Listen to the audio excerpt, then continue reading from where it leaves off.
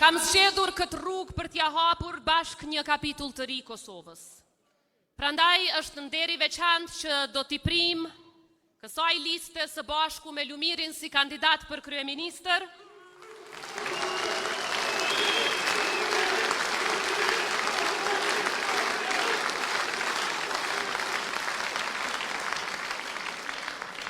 E ne të dy së bashku me secilin prej jush dalim para vullnetit të popullit ballhapur.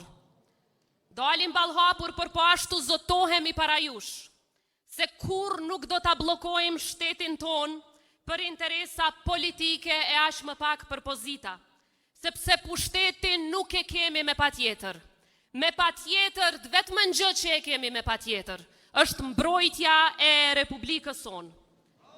Të dashur, të pranishëm, si që dini me 4 prill përmbylla mandatin tim si presidentja e 6 të Republikës së Kosovës. Dhe këtë detyrë e kam mbajtur me nder, me dinjitet dhe përgjegjësi. Çdo shkronjë vendimeve të mia, çdo fjalë diskutimeve anë kënd botës, ka qenë vetëm në interes të Kosovës dhe të qytetarëve saj. E për këtë përgjigjem para popullit dhe para Zotit.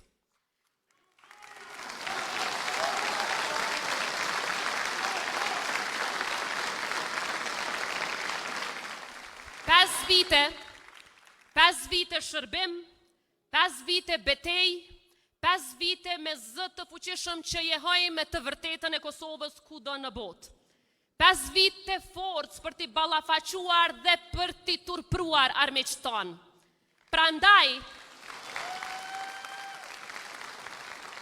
Prandaj ky përkushtim nuk do të ndalet sado që dikush mund ta dëshirojë një gjë të tillë. Sepse faktet janë kokëforta dhe janë në anën tonë. Janë në anën tonë. E vërteta është në anën tonë. Ne kemi veç të vërtetën. Ata kanë veç propagandën.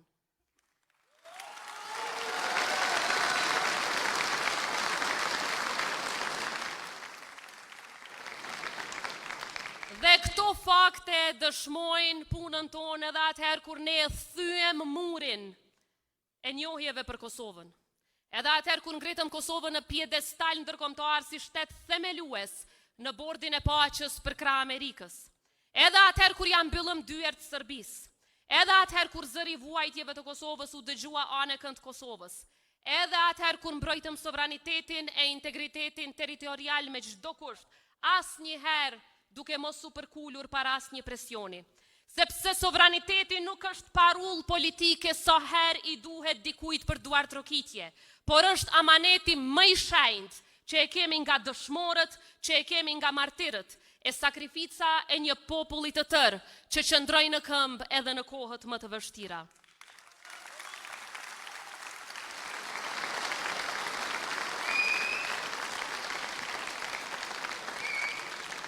Kush do ta kishte imagjinuar para 5 viteve që forca jone sigurisë, që ushtria jonë do t'jetë ndër vendet e para në botë, që ftohen nga Shtetet e Bashkuara të Amerikës për ta mbrojtur paqen në botë, e që ushtari i Kosovës aftësohet për krah ushtrisë amerikane për të bërë shtet i NATO-s.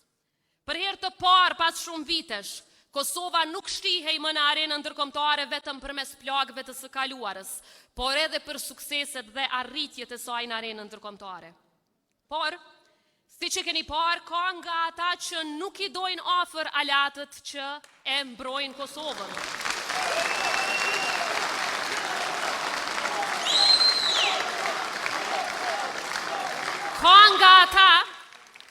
Ka nga ata që ushqehen nga kriza e kaosin në kurriz të shtetit.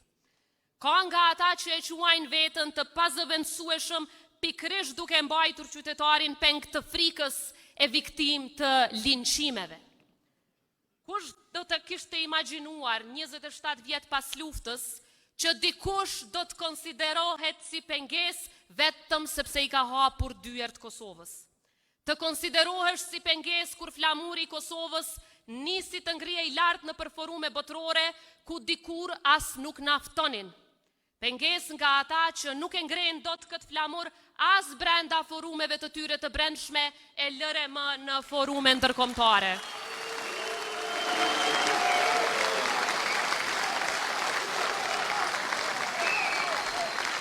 Të konsiderojnë si pengesë kur partneriteti me SBA u bë më i fortë se kur BE-ja nisi të heqte masat kundër Kosovës, kur rruga drejt NATO-s nuk ishte më slogan, por proces real e mbështetur nga aleati ynë strategjik. Kush do ta kishte imagjinuar se të gjitha këto bëhen pengesë dhe frikë e arsye për bllokadë të shtetit ton dhe zgjedhje të panevojshme. Kush do ta kishte imagjinuar që konsiderohesh pengesë sepse do Kosovën si shtet ku ushtari i Kosovës mbron paqen krah për krah me ushtarin amerikan e jo si një shtet ku politikan të caktuar thonë se bond stilit duhet t'i qesim e t'i kërkojmë qira.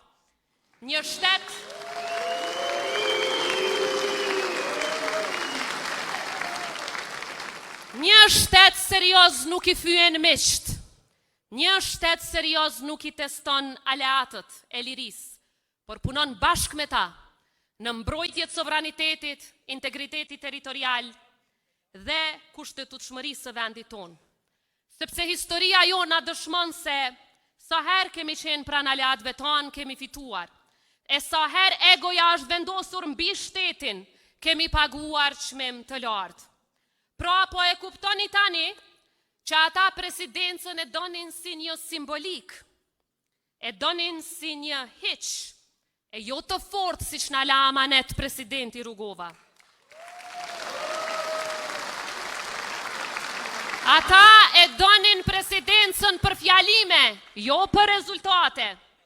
Ata e donin presidencën si inexistente, si një OJQ, si një cop letër, e jo si një institucion që e ngrit Kosovën pjedestal para syve të botës. Ata e donin presidencën veç në deklarata, jo në tavolina të vendimarrjes botërore. Ata e donin duke trokitur në organizata ndërkombëtare, po jo duke ushtruar ndikim në to.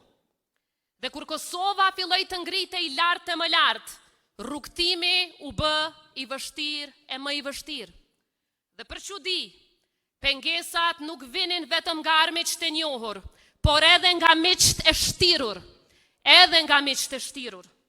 Kur Amerika donte të ndihmonte Kosovën për të forcuar pavarësinë e saj energjetike, u sabotuan projekte strategjike e si rezultati kësaj sot rëndojnë këto jetën dhe xhepin e qytetarëve. Kur ftohesha në Këshillin e Sigurimit e në samitin e NATO-s, kërkesat më të mëdha për mos pjesëmarrjen time vinin pikërisht nga brenda Kosovës. Dhe kështu duke menduar se më godisnin mua, e godisnin Kosovën.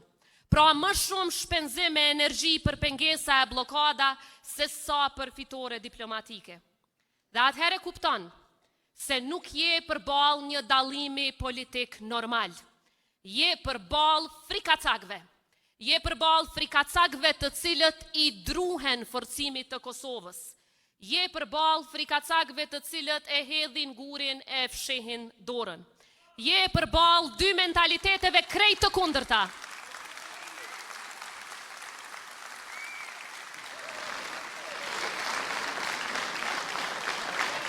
Dy mentalitete krejt të kundërta shtetërore.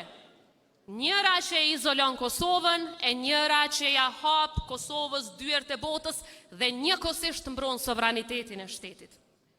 Por, ka një gjë që historia e këtij populli na e ka mësuar gjithmonë. Rrugët e mbyllura nga frikacakët gjithmonë hapen nga populli. E është populli që e di të vërtetën.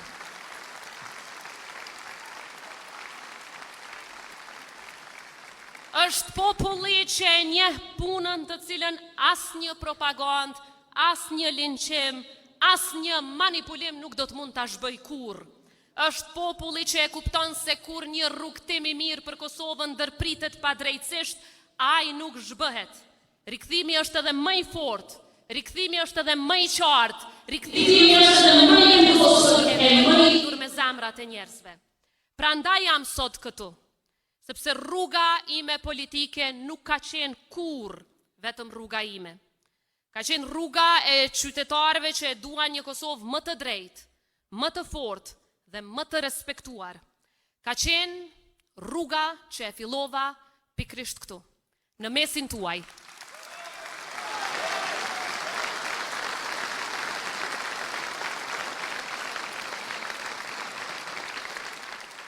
Dhe prandaj betejë jonë vazhdon. Askush nuk mund ta ndalë dot. Askush. Sepse ky popull mund të përballet me dhimbjen, mund të zhgënjehet, mund të lodhet, por kurrë nuk dorëzohet.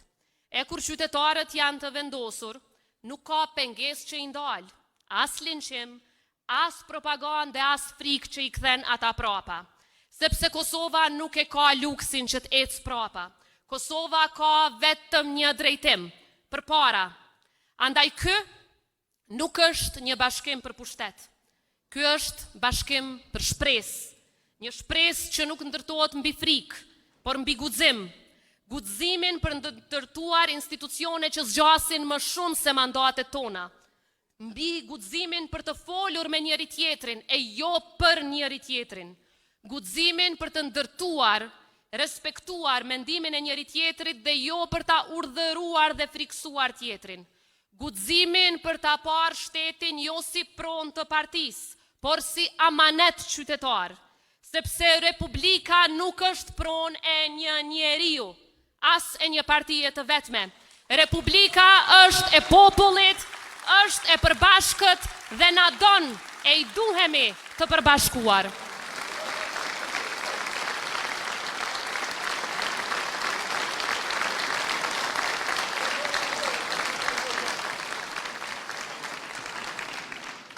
Ne e dim se Kosova nuk ka mungesë potenciali, por ta ruajmë nga ata që potencial të vetëm e kanë pengesën dhe krizën.